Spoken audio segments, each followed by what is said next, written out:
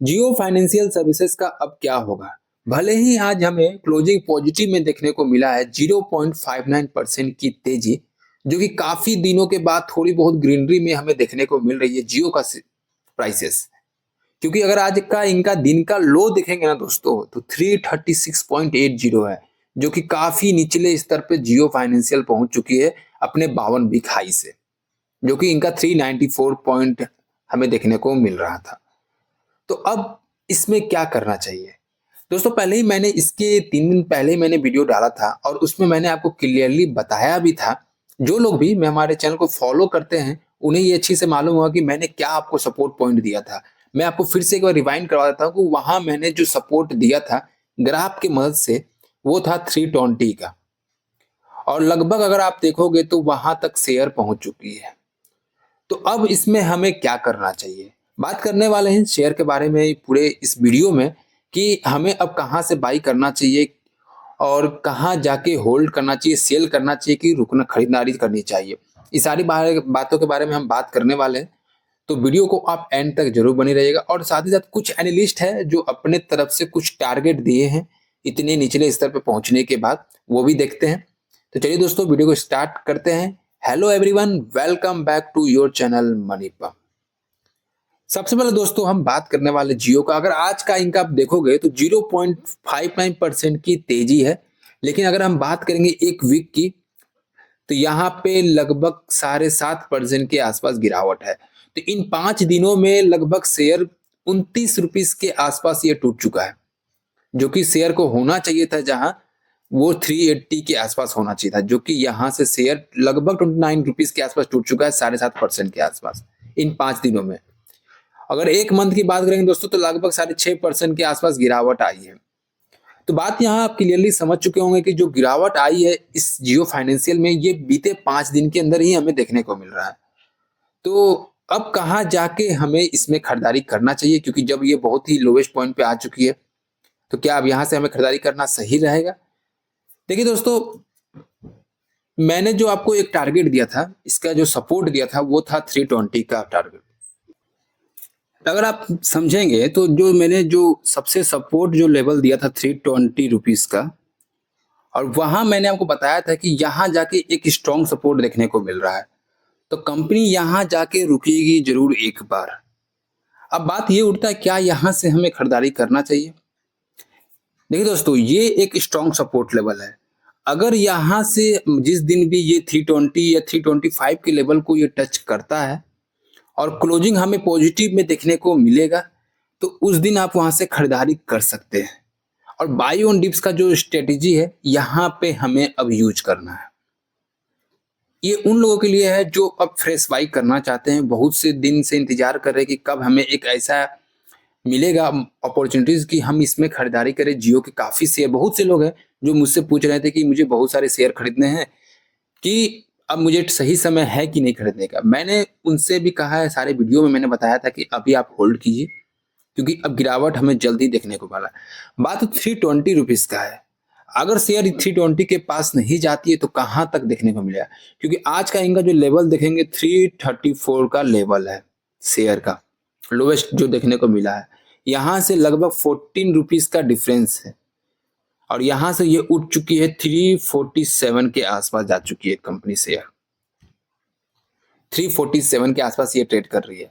तो ये अब चांसेस बन रहा है कि नेक्स्ट वीक, क्योंकि मार्केट में जिस तरह से लगातार हमें गिरावट देखने को मिल रहा है, और आज के दिन थोड़ी बहुत तेजी आई है, लेकिन तब पर भी पूरे मार्केट में हमें माहौल उतना अच्छा नहीं देखने को मिला। तो ये अनुमान लगाया गया है कि अगला जो हफ्ता आएगा उसमें भी हमें गिरावट देखने को मिलेगा। तो चांसेस है कि जियो 320 का लेवल एक बार तो ये टच करेगी। तो यहाँ पे आप खरीदारी कर सकते हैं। 320 से लेके 325 के लेवल को आप खरीदारी कर सकते हैं। ये एक अच्छा लेवल होगा, इसके बीच में आप ले सकते हैं। लेकिन आपको करना क्या है, यहाँ पे आपको फुल फंड का यूज नहीं करना है। अपने जितने भी फंड लगाना चाहते हैं उसका आप हाफ फंड ही लगाइए, आधा ही लगाना है।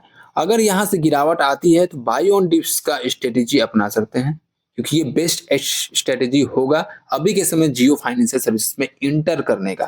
क्योंकि अगर आप एक बार में लेके बैठ जाएंगे अगर यहाँ से एक हमें फिर से 320 के आसपास हमें एक अच्छा फॉल आउट देखने को मिल गया तो कंपनी जो है 270 260 के आसपास देखने को मिल सकती है। तो वहां से जो रिकवरी होगा वो थोड़ा टाइम लग जाएगा उसमें। तो इसलिए मैं कह रहा हूँ कि बाई ऑन डिप्स का स्ट्रेटेजी यहाँ से आप अपना सकते हैं। तो ये तो थी मेरी आज की स्ट्रेटेजी जो हमें अगले हफ्ते करना है मंडे के सेशन में, कि हमें देखना है कि कब ये शेयर जाता है। अगर बाय द वे ये नहीं गया, लगातार हमें 2-3 सेशन में कंपनी पॉजिटिव में ही हमें देखने को मिला, तब हम वहां से खरीदारी करेंगे फिर से। तो वहां मैं फिर से आपको बताऊंगा कि हाँ ये लेवल आ चुका है, आप यहाँ से खरीदारी कर सकते हैं। लेकिन फिलहाल अभी थोड़ा सा मैं कहूंगा कि वेट कर लीजिए।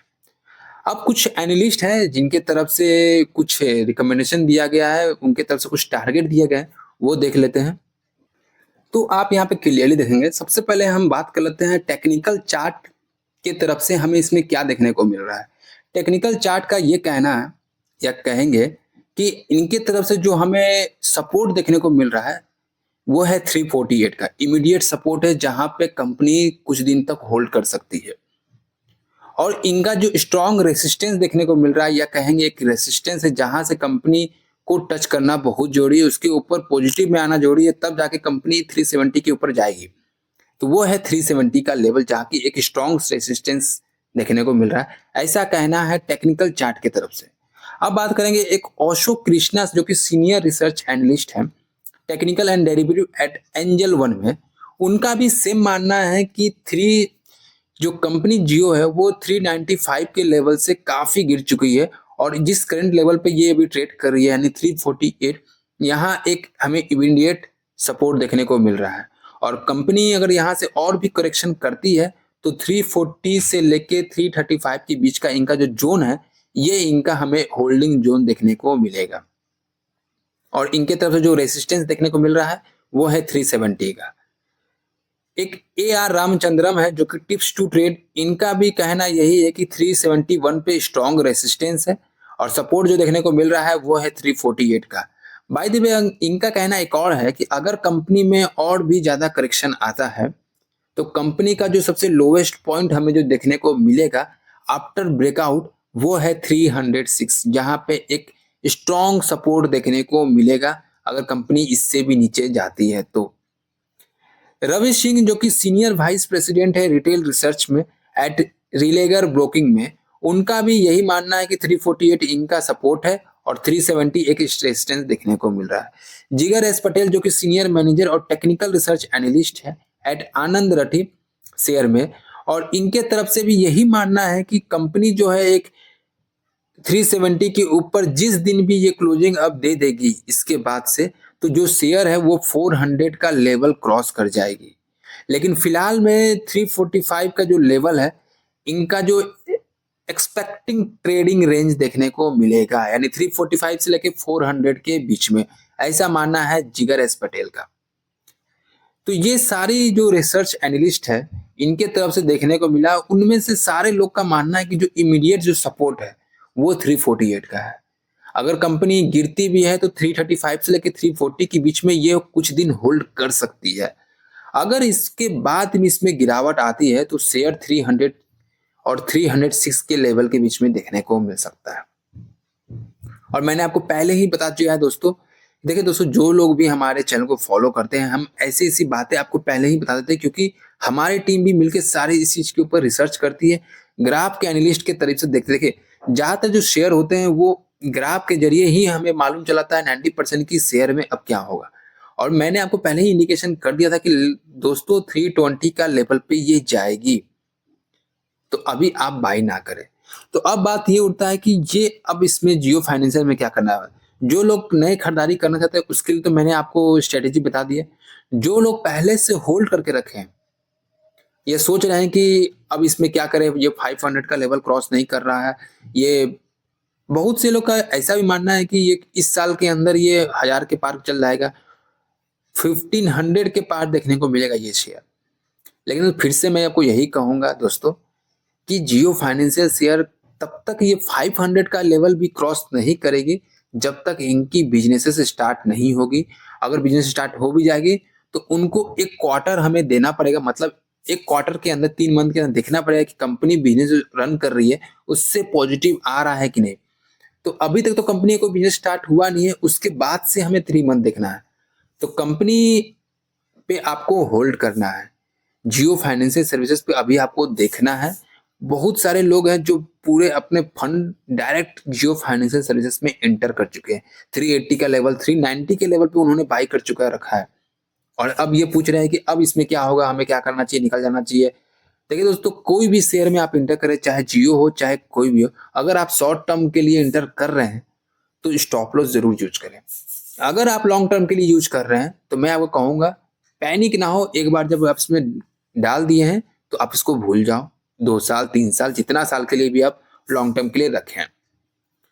फिलहाल जियो फाइनेंशियल सर्विसेज में हमें तेजी नहीं देखने को मिलेगी क्योंकि अभी पूरा मार्केट का माहौल भी अच्छा नहीं है। और अगर हम बात करेंगे जियो की खुद की बात करेंगे तो कोई सा भी बिजनेस स्टार्ट नहीं है, तो कंपनी का भी जो तेजी है वो फिलहाल अभी हमें कम देखने को मिलेगा। और हो सकता है दोस्तों कि जल्दी हमें 300 के 320 के लेवल पे देखने को बीच में मिल सकता है, तो आप वहां से खरीदारी कर सकते हैं। चलिए दोस्तों, आज के लिए हम इतना ही। और आपका क्या राय है जियो फाइनेंशियल सर्विसेज में? आप लोग भी देखते हैं, आप लोग के ऊपर भी कुछ आप लोग के मन में आता होगा कि जियो फाइनेंशियल ये हो जाएगा, तो हमें आप कमेंट करके जरूर बताएं। हम भी उस चीज के बारे में रिसर्च करेंगे और देखेंगे कि आपका कहना भी सही है या नहीं। तो चलिए दोस्तों, आज के लिए हम इतना ही रखते हैं। मैंने आपको क्लियरली समझा दिया कि आपको अब क्या करना, कौन सी स्ट्रेटेजी अपनाना है जिससे जियो फाइनेंशियल में आपको घाटा ना हो, आप प्रॉफिट में ही रहे। तो थैंक यू दोस्तों।